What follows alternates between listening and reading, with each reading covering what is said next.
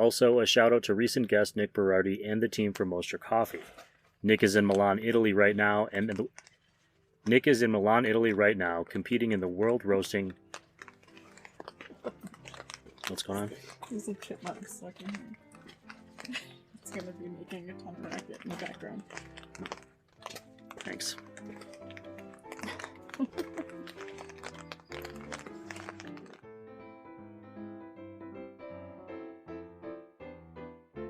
I am cranky. Yeah? There is a marathon being run outside my window, and they've been going since 6:30 this morning. They're not done yet. Well, the music isn't done. They party all. It's scheduled till 4. It's all. Oh, man. Yeah, they started yesterday with like 5 hours of like spin class in the parking lot, and like, no offense to people that take spin class, but nothing sounds like less appealing to me ever than listening to someone else yell at me while I ride a bike that goes nowhere. I love to ride a bicycle, but like, I listen to this woman scream at these people for hours. I'm assuming different groups of people, but like, Yeah. it was just, the dog loves it. Oh, yeah. At least on this end, I can't hear it or anything, so that's probably good. They just played 8675309 for the 200th time, and it just stopped. So there's like a moment of quiet. Oh, so I'm you're hoping like, that thank God. I'm hoping that it stays quiet. Well, thanks for coming back to talk to me. Of course. Oh, man. People are the worst. But you're They not the can worst, be. Siri. Thank you. So I gotta say, are you wearing a Ruby Roasters hat? I am, yeah. I love those guys. They do a really good job. Oh, nice. Yeah, they're from about half hour from where I grew up. And I stopped there. A friend of mine actually sent me this hat and some of their coffee. And then I stopped there when I was home in October last year and just did a little interview there, and a really great experience. I've been really impressed, and I love this hat. Yeah, it's a good one. It's wearing out. It's a totally different color than it was when I got it, but I'm going to be headed back to Ruby in a couple of months, hopefully. So very exciting. Maybe I'll give you a bag of Lofty, and then we can do a trade or something. They source coffee from one of the producers. Like, it was our first direct relationship. Oh, nice. It's a farm called Finca de Dios in Guatemala, and they're actually the only other. There's definitely other roasters that source coffee from them, but they're the only ones that are like noticeable to me when I look up Finca de Dios. Like, they serve their coffee as well, which is cool. So it's amazing coffee. They do a really good job. Their shop in Stevens Point, they have a roastery that's like, I have never been to. It's outside of town and more of a rural area, but their cafe in Stevens Point, Wisconsin, is really cute, right on near the water, and just really great service. When I was in there, they didn't know me from anyone, but you could just tell that it was the kind of place that everyone who walks in is like part of their team, so welcomed. That's awesome. Yeah, I've never been, but me and my old assistant roaster who moved to the Pacific Northwest, but we both loved them, so we'd always like once or twice a year buy a bag and like share it at the roastery. Nice. I'll bring you back some swag or something. They've got these great mugs there, coffee mugs, and I asked about them, and they said they were actually being handmade by somebody here in San Diego, and I was like, oh no way, that's cool.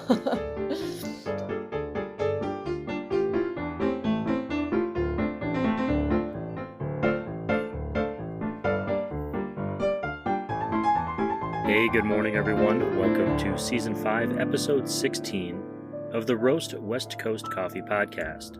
I'm Ryan Wolt, and this is the show where I bring you the stories of coffee professionals, entrepreneurship, and coffee education.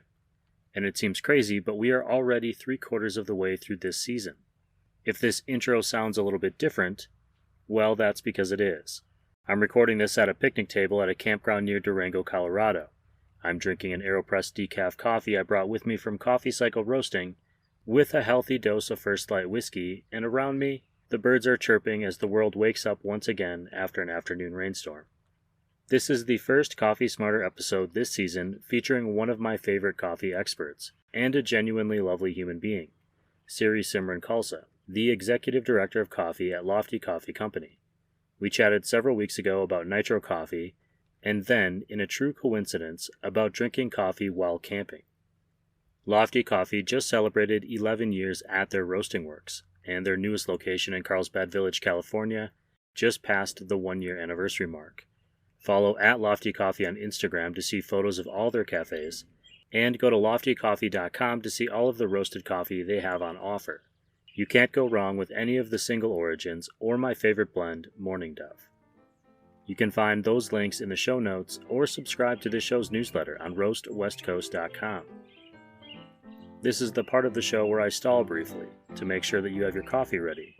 But I'm cutting it short today so that I can have a stern talking to with the squirrel who keeps trying to get into our snack box.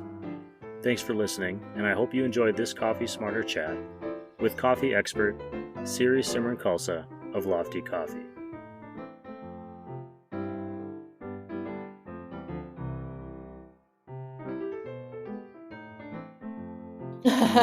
Cool. Awesome. So I say let's start with nitro coffee. Cool. On the Roast West Coast Coffee Podcast. Is going to be a rambling intro. Siri Simran Khalsa from Lofty Coffee, thank you for coming back to the show. Congratulations on 11 years of the Encinitas location, and I saw 1 year in Carlsbad already, which seems crazy.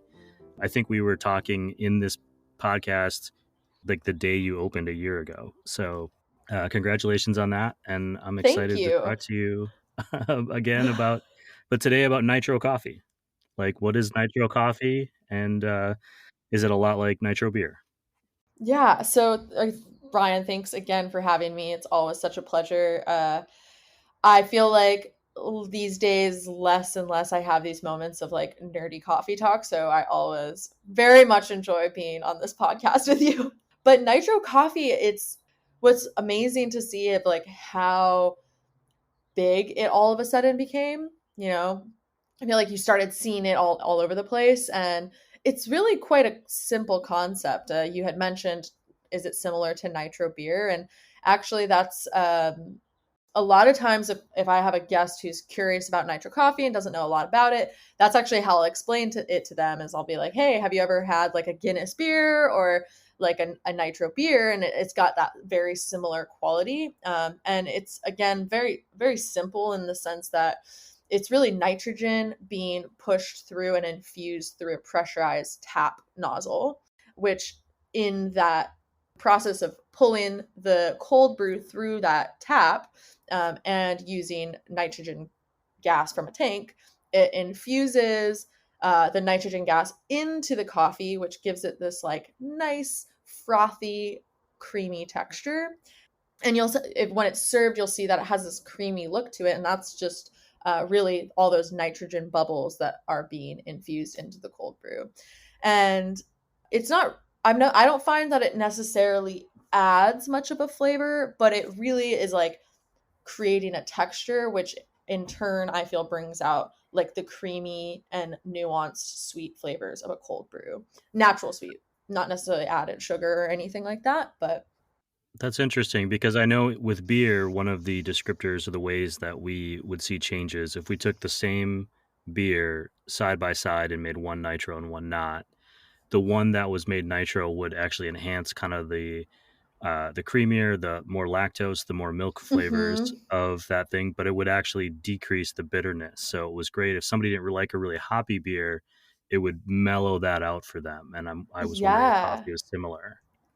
Totally. I think that that's a great, again, a great comparison, and especially for newer people new to nitrogen or nitro coffee, that is a great comparison. And I find that a lot of times nitro is cold brew, which also in the cold brew brewing method mellows out any bitterness that coffee might have. So it's kind of like if you're taking a cold brew and putting on nitro, you get this smooth, silky, sweet, full-bodied coffee. And you'll see something we used to do at Lofty, but we would have some issues with it, was we would serve it in a smaller glass with no ice, because when you pour it over ice, that ice can kind of break up that nitrogen in the coffee. So it kind of diffuses really quickly. And that's another thing we'd always tell people if they're new to nitro, if you kind of let it just sit there, nitrogen is a gas. So it's going to start to escape. And then at the end, you might just have a regular cold brew if it's been sitting there for a while. So it's kind of a beverage that's meant to be consumed quickly to get all of that quality that the nitrogen adds to it. And so we used to serve it in a small little whiskey glass, which I thought was beautiful, but it kind of threw people off because they see someone get a cold brew in a 16-ounce cup. In that case, it has ice, and it's really about 10 to 12 ounces of cold brew in that sense. But you get a lot of people being like, this is not what I expected. So we did give into a larger glass, but that's a whole other topic of expectations and educating your guests. I don't know a lot of science, but displacement. If you have ice in a glass, it's going to take up room that beverage will. And then also from the business side of things, that expectation, offering a 12-ounce glass with no ice or a 16-ounce glass with ice, you're offering roughly the similar amount of liquid. But if the customer is expecting a 16-ounce glass and wants no ice, that changes the margins on that product. Yep. And all of a sudden you're going, wait, can I sell this for $4 or $5? Or how much does it have to be? So that comes into that as a customer, like understanding that, but also like as a business, training your customers on what it is. And sometimes that's possible and sometimes it's not. Yeah. So, I mean, to speak on the business aspect of that, that's something we've had to consider. And we actually upcharge for no ice because, like you said, it's a significant amount more, and it changes it on that business end. So yeah, almost 25% give or take exactly of what that glass is. I should have established this at the beginning, that generally speaking, a nitro coffee is cold. It's not served hot. But is it possible to serve a hot coffee as a nitro? Wow, that's an interesting question. I'm not entirely sure. What comes up for me just like automatically is that nitrogen tap that has the little pressurized valve doesn't do well with hot water. We've actually had or hot liquids that we've actually had we've had an experience where we tried to clean the tap with hot water, and that hot water just blew out the gasket. And again, that little pressurized plastic piece in there. So I wonder how hot coffee would hold up going through that line. Because again, to infuse it, you have to have that nitrogen line and the liquid line going through that tap, which is what infuses it. Go ahead. I was thinking about a can of Guinness where you actually break a tablet of nitrogen inside when you're shaking it, I believe is how that works. Mm-hmm. I don't know if you could do that with hot coffee somehow with a nitrogen, like a nitrogen Guinness ball.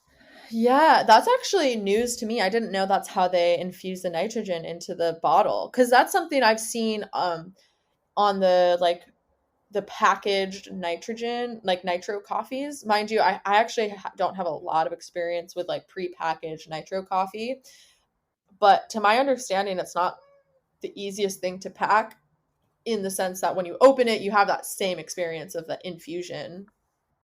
Well, and maybe I'm wrong. I just assumed that that's how it worked, but maybe it's possible if you were to seal that nitrogen coffee in a can, maybe the shaking and the little thing in there is just to rattle it all up and get it. And get I it don't know, infused. because you'd think it would settle at some point or rise to the top, but yeah, I don't really know. So I'm gonna do some googling before the show. Yeah, I don't actually know either, but that's definitely something, because especially you go to the grocery store, and I would say nitro has very much became like a hot thing in the coffee consumer, and you see it on packaging, and I do wonder, like how is that going down, and what is that experience for the consumer versus going to a coffee shop and getting it right off the tap?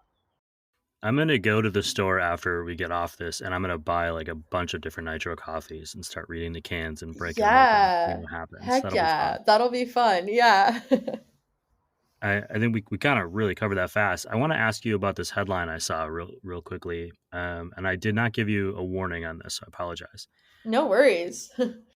Just this morning, I saw kind of this sub headline in an article on kind of a well-known coffee blog that was the headline was "High quality instant coffee is possible." I'm wondering if you think that is accurate, if that is possible, or if kind of like we see where there's this kind of forward progress on, I'm thinking of social issues, but on a lot of things, and then people kind of step back. I've also kind of seen some like pressure for people to start like focusing on dark roasts again, and like what happened to the dark roasts.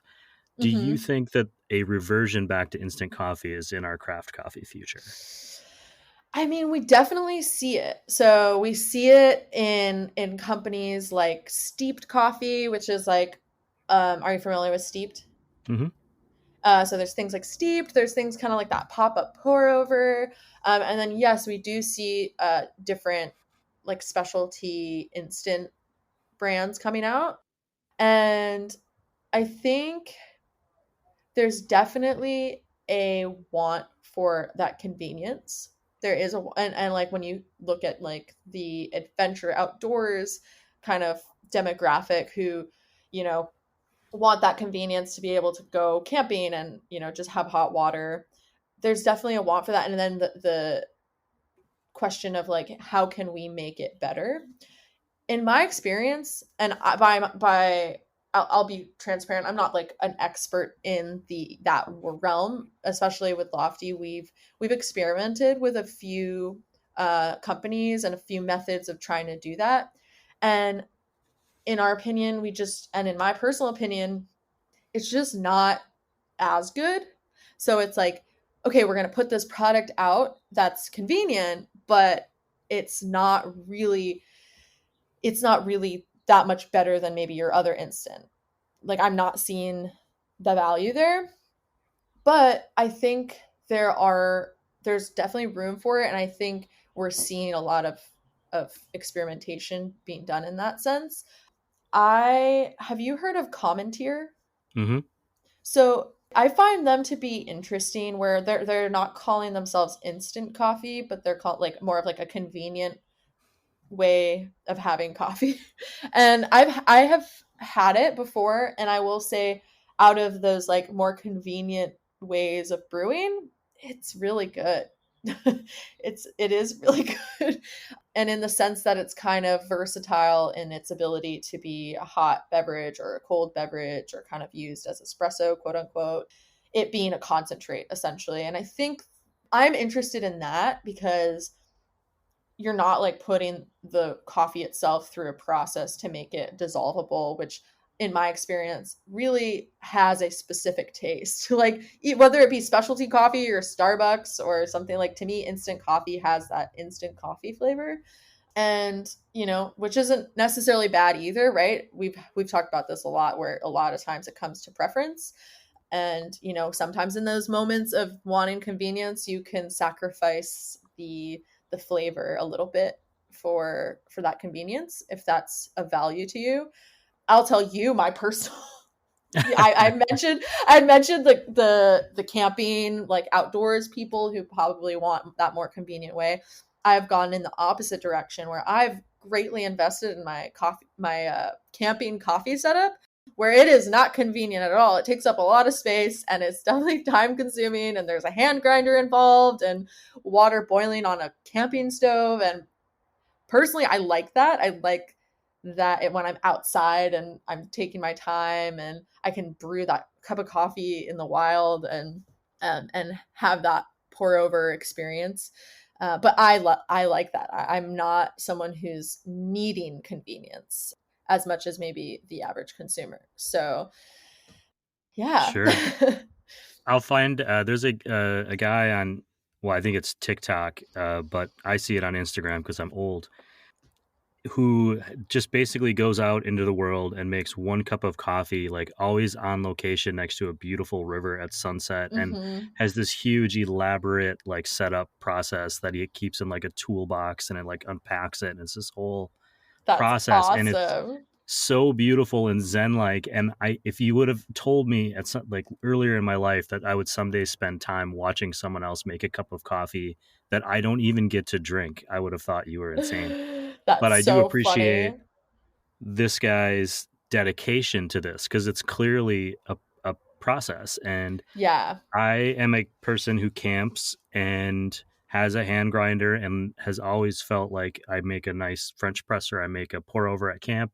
And I like that. I like sitting in the morning because I always wake up before my wife and doing that.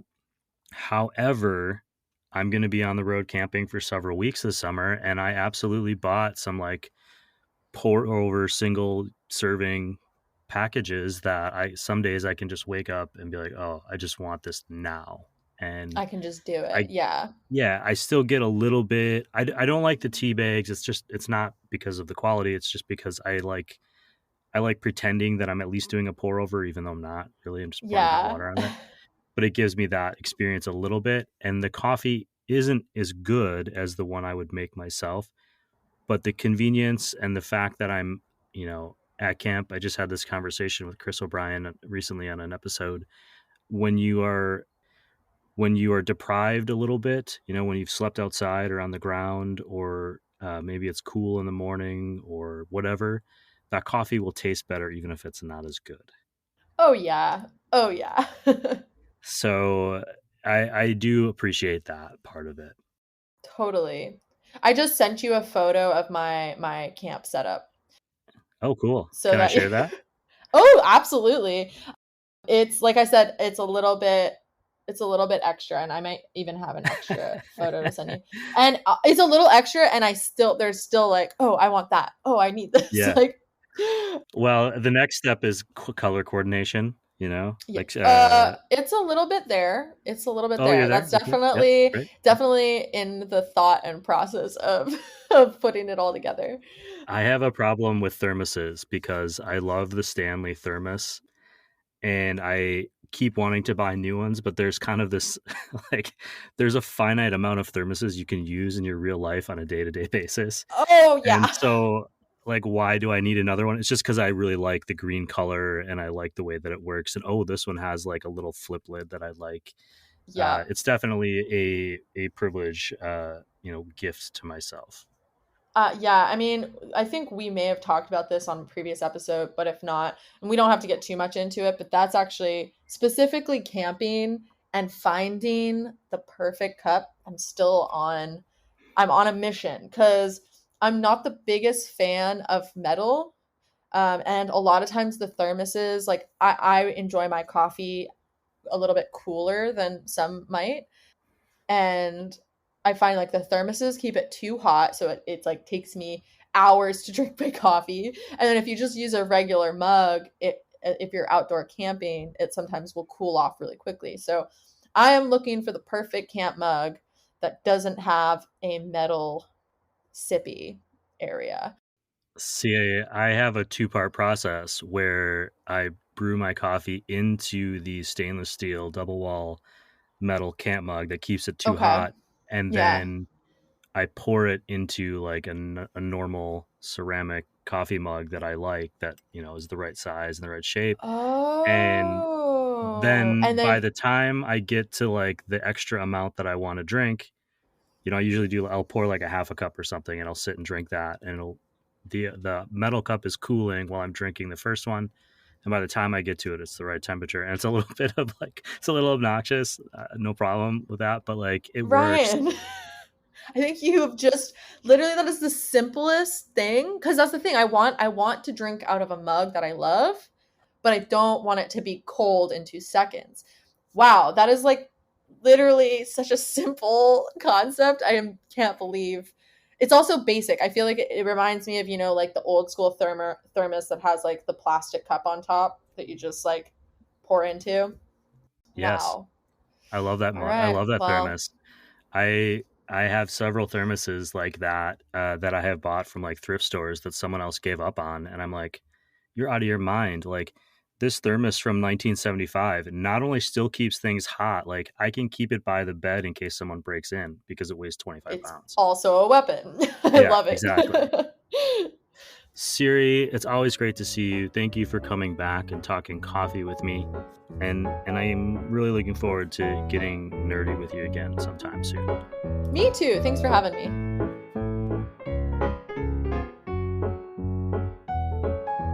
Okay, to recap, Siri is the best. You didn't hear it, but she let me vent for about 10 minutes before we even started recording.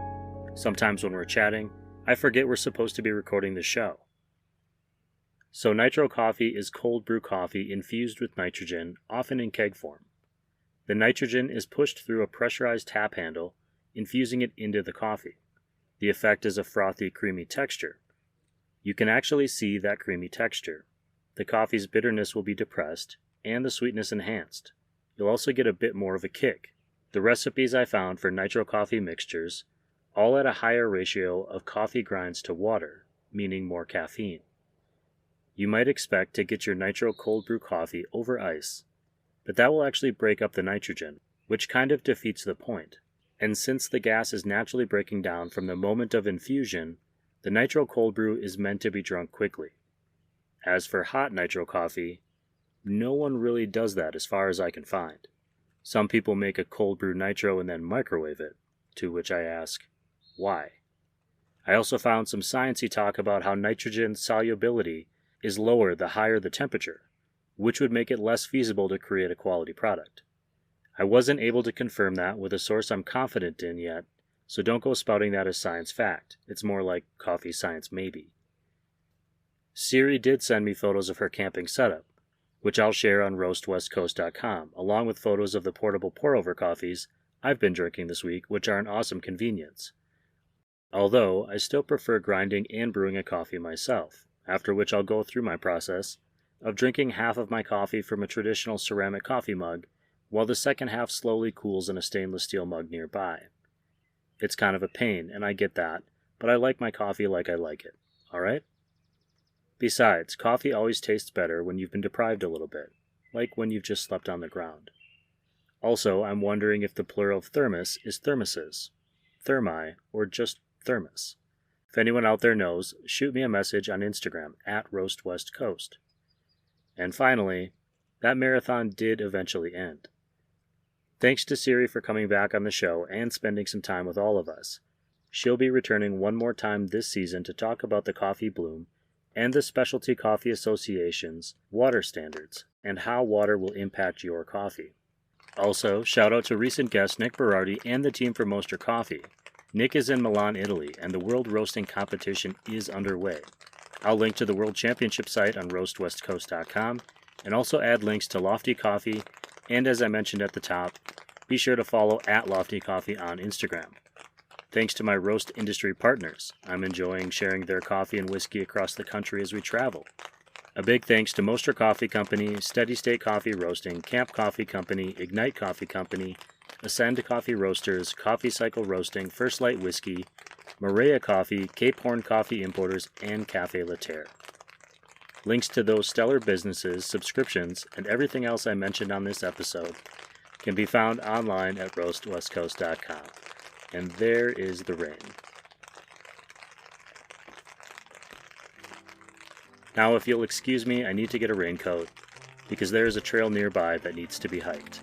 This episode of the Roast West Coast Coffee Podcast has been written, produced, and recorded by me, Ryan Wolt. I hope this show has found you happy, healthy, and with at least enough sanity to make it through the day. For those of you headed out for a cup of coffee this week, please always tip your baristas and be sure to drink good coffee.